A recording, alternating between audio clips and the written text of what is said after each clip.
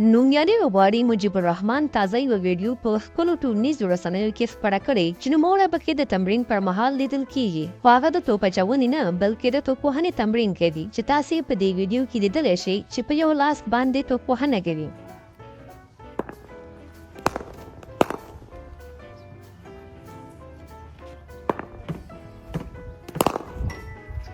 مجيب الرحمن په انسټاګرام کې د دغه ویډیو په خپرولو سره لیکلي دي چې سختې ورځې تل نه وي، خو همدا سختې ورځې داسې څه در زده کوي چې تل به دې په یاد وي. ما په دعا کې یاد ساتئ. د یادولو وړ ده چې مجيب الرحمن له څه وخت راهیسې جوبل دی او له دې امله هغه د IPL سیالیو کې هم برخه نه ده اخیستې. هغه په IPL کې د کلکته نایټ رایډرز لوبډلې لخوا اخیستل شوی و چې وروسته بیا د هغه په ځای یو بل ځوان افغان لوبغاړی الله محمد غضنفر د کلکتې لوبډلې سره یوځای شو. مجيب الرحمن د افغانستان ملي لوبډلې په وروستیو نړیوالو لوبو کې هم نه دی لوبېدلی.